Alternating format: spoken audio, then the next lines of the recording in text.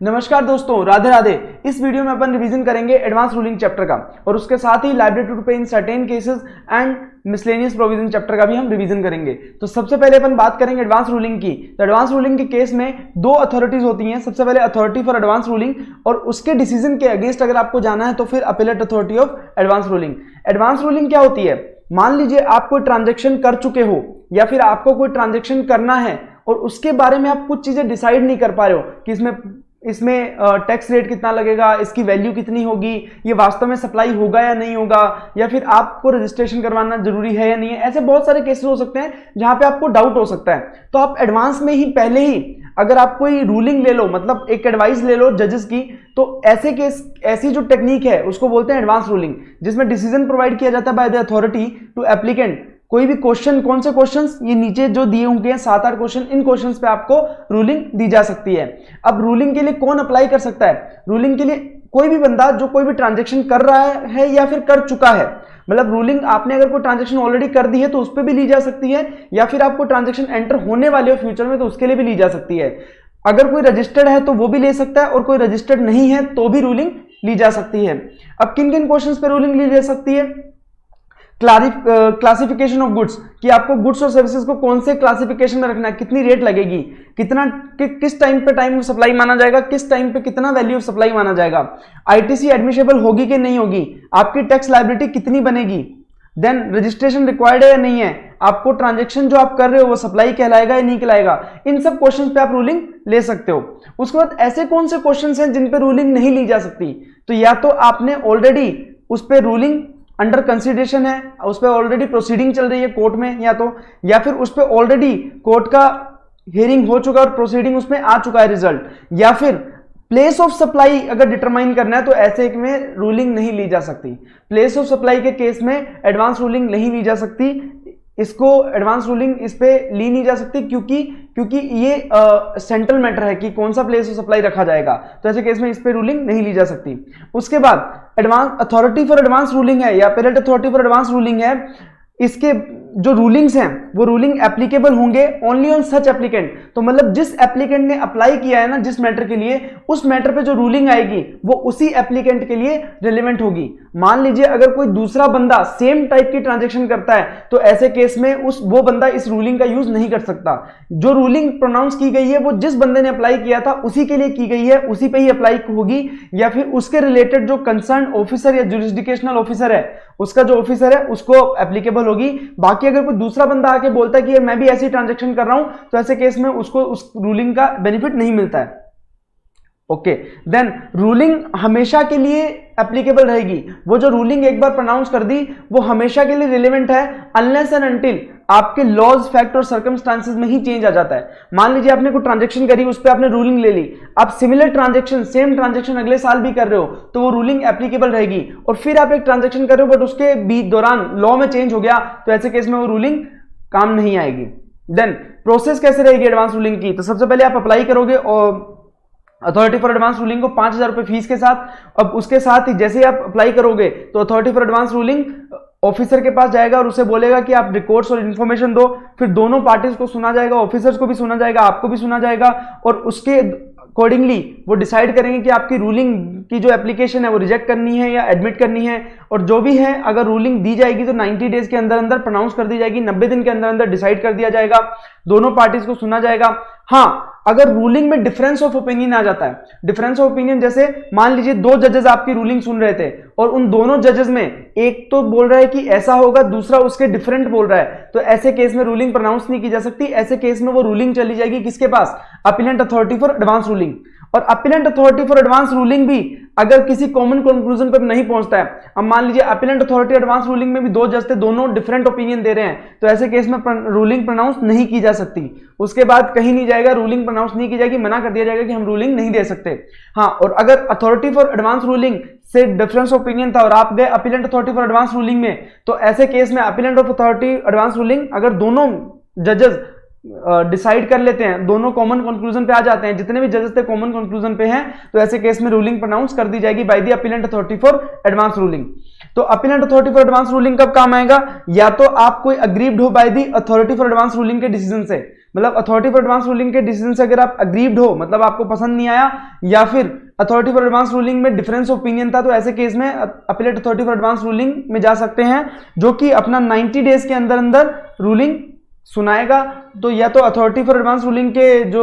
Pronounce किया था उन्होंने, उसको ही अग्री या कंफर्म कर दिया जाएगा, या उसको मॉडिफाई करके ऑर्डर पास कर दिया जाएगा। उसके बाद ये जो अपील आपको फाइल करनी है appellate authority for advance ruling को, वो 30 डेज के अंदर अंदर करनी पड़ेगी from the order of authority of advance ruling. अगर डिफरेंस ऑफ ओपिनियन रहता है इनमें तो रूलिंग प्रोनाउंस नहीं की जा सकती है। देन अगर कोई मिस्टेक वगैरह है, आप जो ऑर्डर पास किया अपीलेंट फॉर अथॉरिटी ने या फिर अथॉरिटी फॉर एडवांस रूलिंग ने,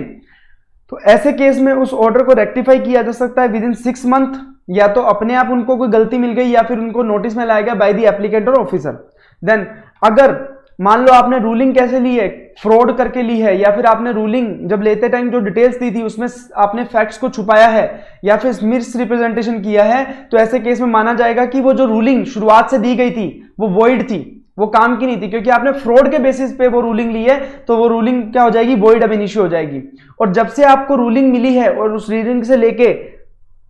जब वो वॉइड बनाया गया, जब वो वॉइड कर दी गई है रूलिंग, उसके बीच में जो टाइम पीरियड वेस्ट हुआ उसको 73-74 की जो टाइम लिमिट है उसमें से रिमूव किया जाएगा, उसमें से काउंट नहीं किया जाएगा। देन अपन आ जाते हैं liability to pay in certain cases. किन किन केसेस में लायबिलिटी कौन पे करेगा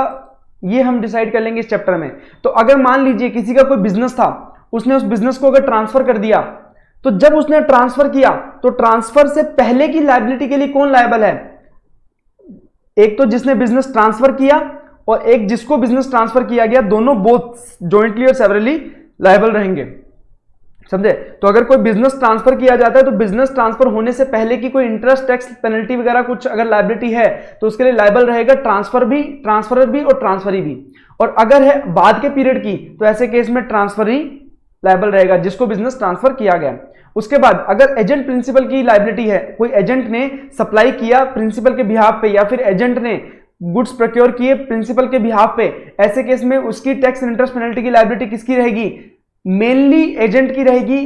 जो एजेंट है वो क्या रहेगा, लायबल टू पे रहेगा टैक्स। बट अगर एजेंट फेल होता है तो ऐसे केस में एजेंट और principal both jointly and severally liable रहेंगे। प्राइमरी रिस्पॉन्सिबिलिटी एजेंट की है बट प्रिंसिपल की भी लायबिलिटी रहेगी उसमें। देन अगर मान लीजिए दो कंपनी मर्ज होती हैं,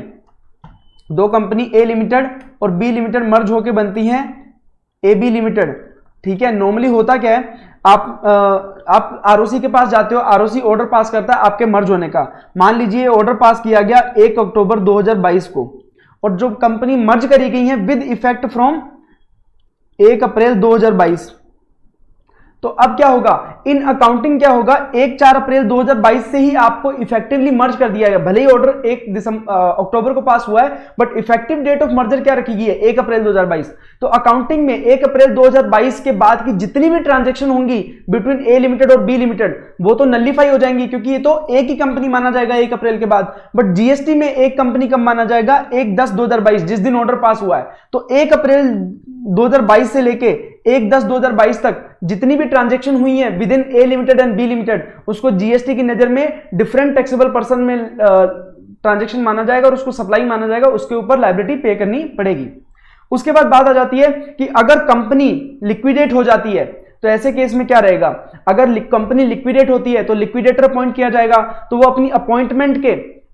30 डेज के अंदर अंदर कम्युनिकेट करेगा कमिश्नर को कि मुझे अपॉइंट कर दिया गया है। कमिश्नर फिर असेस करेगा कि कितना टैक्स, इंटरेस्ट और पेनल्टी हमें इससे वसूल करना है इस कंपनी से। उसके बाद उसके 3 महीने के अंदर अंदर जब भी लिक्विडेटर ने उसको इंटीमेट किया कमिश्नर को, उसके 3 महीने के अंदर अंदर कमिश्नर नोटिफाई करेगा द अमाउंट जो उनको लायबल है, कंपनी लायबल है पे करने के लिए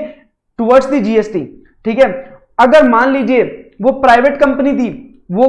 क्लियर नहीं कर पाती अपने ड्यूज, अगर प्राइवेट कंपनी अपने ड्यूज क्लियर नहीं कर पाती है तो जो भी व्यक्ति उस टाइम उस कंपनी में डायरेक्टर था, जो भी व्यक्ति उस कंपनी में उस टाइम डायरेक्टर था, जिस टाइम के ये ड्यूज हैं, मान लीजिए फाइनेंशियल ईयर 21-22 के रिलेटेड ये अगर ड्यूज हैं तो फाइनेंशियल ईयर 21-22 में जो भी डायरेक्टर था वो पर्सनली भी लायबल रहेगा उन ड्यूज को क्लियर करने के लिए, एक्सेप्ट अगर वो प्रूव कर देता है कि ये जो नॉन रिकवरी है वो मेरी गलती की वजह से नहीं है, मैंने कोई नेग्लिजेंस नहीं की थी उसकी वजह से नहीं है। अगर ये प्रूव नहीं कर पाता है तो ऐसे केस में डायरेक्टर भी लायबल रहेगा। बट हाँ, अगर वो प्राइवेट कंपनी थी बाद में जाके वो पब्लिक कंपनी में कन्वर्ट हो गई तो ऐसे केस में अगर एक बार पब्लिक कंपनी में कन्वर्ट हो गई ना तो उसके डायरेक्टर फिर लायबल नहीं रहेंगे, जो पुरानी अगर लायबिलिटी है कुछ।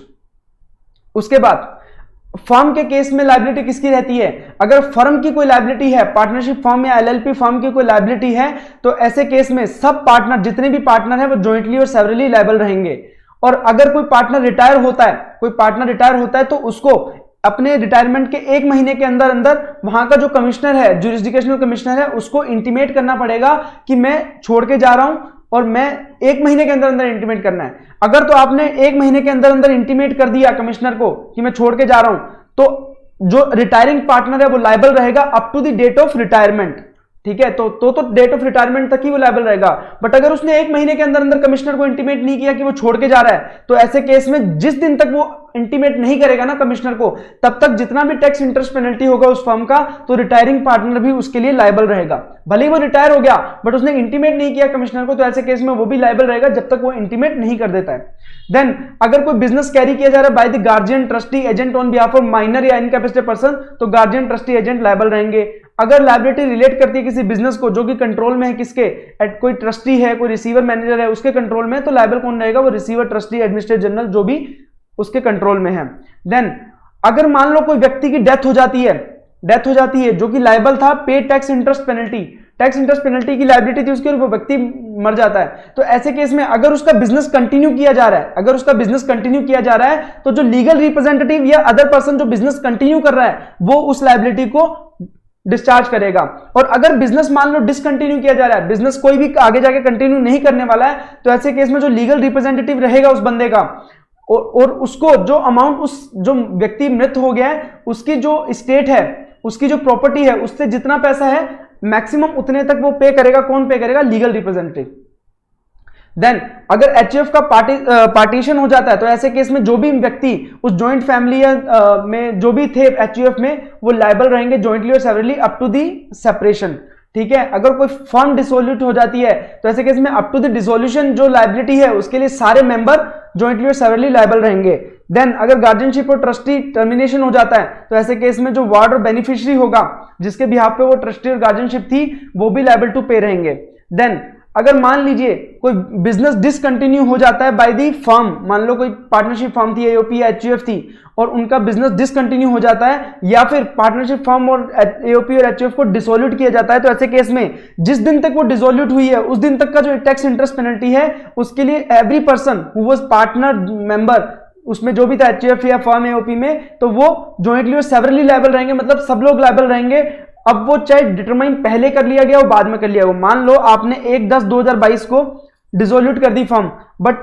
टैक्स इंटरेस्ट पेनल्टी डिसाइड करी गई दिसंबर 2022 में, बट वो रिलेट करती थी 1/10/2022 से पहले के टाइम पीरियड से, तो ऐसे केस में जो भी 1/10/2022 से पहले मेंबर पार्टनर वगैरह थे वो सब लायबल रहेंगे। और अगर मान लीजिए कॉन्स्टिट्यूशन ऑफ फर्म चेंज हो जाता है, मतलब उसमें जो पार्टनर थे वो चेंज हो गए या उनका रेशियो चेंज हो गया, तो ऐसे केस में जो भी पार्टनर मेंबर हैं वो जॉइंटली और सेवरली लायबल रहेंगे for the case of liability.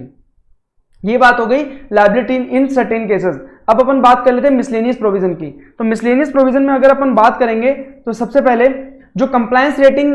का एक सिस्टम चलता है जिसमें जीएसटी पोर्टल पे हर रजिस्टर्ड पर्सन को कंप्लायंस रेटिंग दी जाती है with in 1 to 10, scale of 10 पे दी जाती है। देन अगर कोई पर्टिकुलर दिया गया है किसी स्टेटमेंट एक्ट या रिटर्न या अकाउंट्स एंड रिकॉर्ड्स में, मान लीजिए कोई रजिस्टर्ड पर्सन ने कोई इन्फॉर्मेशन दी है डिपार्टमेंट को, तो वो इन्फॉर्मेशन कॉन्फिडेंशियल रहेगी, उसको डिस्क्लोज नहीं किया जाएगा अनलेस एंड अनटिल कुछ एक्सेप्शनल सर्कमस्टांसेस कौन से होते हैं, जैसे मान लो कोर्ट में कोई प्रोसीडिंग चल रही है या फिर कोई ऑफिसर को कोई नोटिस देना है, सर्च सीजर करना है, तो ऐसे कोई भी प्रोसीडिंग के लिए या जीएसटी एक्ट के पर्पज के लिए कोई चाहिए तो आप कर सकते हो, अदरवाइज वो इंफॉर्मेशन जो प्रोवाइड करी गई है वो कॉन्फिडेंशियल होती है। उसके बाद अगर कमिश्नर चाहे तो अगर किसी व्यक्ति पे अगर मान लो पेनल्टी लगा दी, मान लो किसी व्यक्ति पे अगर पेनल्टी लगा दी गई है या प्रोसीडिंग चल रही है, तो उन प्रोसीडिंग के बारे में कमिश्नर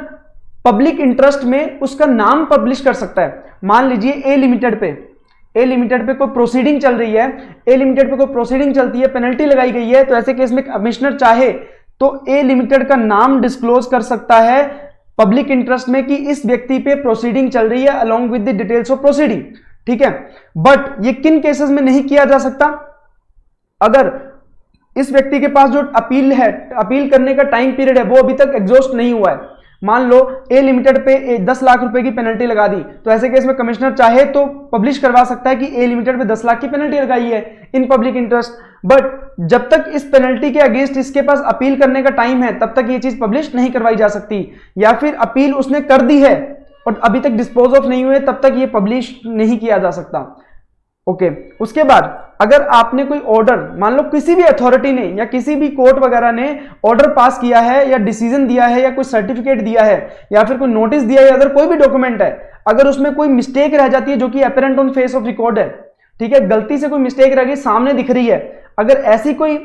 मिस्टेक है तो वो रेक्टिफाई की जा सकती है अगर वो अथॉरिटी को खुद को रियलाइज हो जाती है या फिर नोटिस में लाई जाती है बाय द ऑफिसर, मतलब कोई भी डिपार्टमेंट के ऑफिसर ने बताया कि आपने ये गलती कर दी, या फिर brought to notice by the affected person, जो पर्सन के रिलेटेड वो नोटिस वगैरह था उसने अगर बताया कि सर ये गलती रह गई, विद इन 3 मंथ के अंदर अंदर अगर उसने बता दिया ऑर्डर डिसीजन वगैरह आने से, तो उसको रेक्टिफाई किया जा सकता है, बट मैक्सिमम 6 मंथ तक रेक्टिफाई किया जा सकता है, 6 महीने के बाद उसको रेक्टिफाई नहीं किया जा सकता। बट अगर गलती बहुत ही क्लैरिकल नेचर की है या फिर एक्सीडेंटल स्लिप से हुई है, मान लीजिए 10 लाख लिखना था, 1 जीरो कम लगा दी, 1 लाख रुपए लिखा गया, तो ऐसी गलती को आप कभी भी रेक्टिफाई कर सकते हो, उसके लिए 6 महीने का टाइम पीरियड एप्लीकेबल नहीं होता। उसके बाद अगर कोई भी नोटिस सर्व किया जाएगा किसी पर्सन पे, तो कैसे सर्व किया जाएगा, mode of service of notice क्या होंगे, या तो उसको आप डायरेक्टली देके आ सकते हो या फिर कुरियर के थ्रू आप कैसे किसको भेज सकते हो, टैक्सेबल पर्सन को या फिर उसके मैनेजिंग या ऑथराइज रिप्रेजेंटेटिव को, उसके टैक्स एडवोकेट या टैक्स प्रैक्टिशनर को, उसके एम्प्लॉय को या फिर उसकी फैमिली के मेंबर को, या फिर आप रजिस्टर्ड स्पीड पोस्ट वगैरह या कुरियर से भेज दो, ईमेल से भेज दो, कॉमन पोर्टल पे अपलोड कर दो, न्यूज़पेपर में पब्लिश करवा दो, या फिर उसके जो प्लेस ऑफ बिजनेस है वहां पे चिपकवा दो। तो ऐसा कोई भी तरीके से आप उसको नोटिस सर्व कर सकते हो। उसके बाद बात आती है एंटी प्रॉफिटिंग मेजर्स की। एंटी प्रॉफिटिंग मेजर्स क्या थे? सबसे पहले जब जीएसटी आया तो गवर्नमेंट ने बोला यार जीएसटी आने की वजह से हमारा जो हमने फर्स्ट चैप्टर में डिस्कस किया था कि क्रेडिट चेन का फ्लो होगा, जब क्रेडिट मिलेगा किसी चीज का तो उससे क्या होगा कि प्राइस कम हो रहे थे, तो कहीं ना कहीं टैक्स रेट अगर कम हो रहे हैं तो उसका बेनिफिट जो सप्लायर है वो उसका बेनिफिट कंज्यूमर को पास ऑन कर रहा है कि नहीं कर रहा है, ये चेक करने के लिए लाए गए एंटी प्रॉफिटिंग मेजर। कहीं जीएसटी आने से जो बेनिफिट हो रहा है वो सप्लायर खुद तो नहीं रख ले रहा, उसका जो बेनिफिट है वो पास ऑन किया जा रहा है कि नहीं किया जा रहा है, ये चेक करने के लिए थे एंटी प्रॉफिटिंग मेजर। तो उसके लिए एक अथॉरिटी कॉन्स्टिट्यूट की गई, नेशनल एंटी प्रॉफिटिंग अथॉरिटी। तो इस अथॉरिटी के क्या क्या काम होते हैं, ये डिटरमाइन करता है कि क्या वो बेनिफिट पास किया गया या कि नहीं किया बायर को, और जिसने पास नहीं किया उसको आइडेंटिफाई करना, किस व्यक्ति ने जो बेनिफिट था जीएसटी की वजह से वो बायर को पास नहीं किया है। अब अगर कोई गिल्टी पाया जाता है कि उसने कोई प्रॉफिट था जो जीएसटी की वजह से हुआ है वो पास ऑन नहीं किया कंज्यूमर को, ठीक है, तो ऐसे केस में उसके अगेंस्ट क्या क्या ऑर्डर पास किए जा सकते हैं, उसे बोला जा सकता है कि जो आप 100 रुपए की चीज बेच रहे थे आप अभी भी 100 रुपए की बेच रहे हो, हालांकि जीएसटी कम हो गया तो इसकी वजह से जो आपका प्राइस है वो 90 हो जाना चाहिए था, बट सप्लायर क्या कर रहा है अभी भी 100 रुपए में बेच रहा है, तो मतलब 10 रुपए का वो एक्स्ट्रा बेनिफिट कमा रहा है। तो ऐसे केस में अगर वो पाया जाता है तो उसे बोला जाएगा कि आप अपना प्राइस कम कीजिए, या फिर उस पर पेनल्टी इंपोज की जा सकती है, या फिर उसका रजिस्ट्रेशन भी कैंसिल किया जा सकता है, और इवन उन्हें बोला जा सकता है कि जो आपने प्रॉफिट ऑलरेडी कमाया है ना, आपने 90 रुपए की चीज को जो 100 रुपए में बेचा है तो आपने जो एक्स्ट्रा प्रॉफिट कमाया है वो वापस कर दीजिए रेसिपिएंट को along with the interest of 18% या फिर कंज्यूमर वेलफेयर फंड में जमा करवाइए, ठीक है। और उसके बाद और क्या ड्यूटी है, क्वार्टरली परफॉर्मेंस रिपोर्ट भी प्रोवाइड करना नेशनल एंटी प्रॉफिटिंग अथॉरिटी का ड्यूटी रहेगा। तो अगर ड्यूटी की बात आ जाए तो ये चारों पॉइंट आएंगे, और अगर बात आ जाए कि क्या क्या पेनल्टी लगाई जा सकती है, क्या क्या ऑर्डर पास किए जा सकते हैं, देन ये वाले पॉइंट आएंगे आंसर में। और अथॉरिटी अब क्या प्रोसेस फॉलो करेगी, सबसे पहले अगर एप्लीकेशन कोई कंज्यूमर करता है कि यार गलत फायदा उठाया है तो उससे स्टेट स्क्रीनिंग कमेटी के पास जाएगा, स्टेट स्क्रीनिंग कमेटी से जाएगा स्टैंडिंग कमेटी के पास। अगर उनको लगता है कि प्राइमा फेसी एविडेंस है कि किसी ने प्रॉफिटिंग कमाया है तो उसके बाद जाएगा डायरेक्टर जनरल के पास, जो कि पूरा इन्वेस्टिगेशन करेगा। इन्वेस्टिगेशन करने के बाद report national anti profiting authority को देगा, और नेशनल एंटी प्रॉफिटिंग रिपोर्ट देख के वो पेनल्टी वगैरह लगा सकती है। उसके बाद आती है क्रॉस एम्पावरमेंट ऑफ ऑफिसर की बात। इसमें बोला गया कि देखो सीजीएसटी का जो ऑफिसर है वो एसजीएसटी के ऑफिसर की तरह भी काम करेगा, मतलब ऐसा नहीं है कि अगर वो सीजीएसटी वाला ऑफिसर अगर पेनल्टी लगा रहा है तो वो सिर्फ सीजीएसटी एक्ट में लगाएगा, वो एसजीएसटी एक्ट में भी लगाएगा। इसका मतलब सीजीएसटी या एसजीएसटी एक्ट का जो भी रिप्रेजेंटेटिव है या फिर जो भी ऑफिसर है वो दूसरे एक्ट के लिए भी काम करेगा, ठीक है। अगर सीजीएसटी एक्ट वाला कोई प्रॉपर ऑफिसर है, वो कोई ऑर्डर पास कर रहा है, तो ऐसे केस में वो एसजीएसटी एक्ट के अंडर भी ऑर्डर पास करेगा, पर इंटीमेट करेगा किसको, जुरिस्डिक्शनल एसजीएसटी ऑफिसर को। ऐसे ही अगर एसजीएसटी ऑफिसर ऑर्डर पास कर रहा है तो सीजीएसटी एक्ट में भी पास करेगा और सीजीएसटी एक्ट के जुरिस्डिक्शनल कमिश्नर को इंटीमेट कर देगा। हाँ, बट अगर कोई रेक्टिफिकेशन, अपील और रिवीजन की प्रोसीडिंग है, अगर वो ऑर्डर पास किए सीजीएसटी ऑफिसर में और उसके अगेंस्ट अगर आपको अपील करनी है, तो ऐसे केस में वो किसके अगेंस्ट, किसके पास जाएगी, सीजीएसटी ऑफिसर के पास जाएगी, एसजीएसटी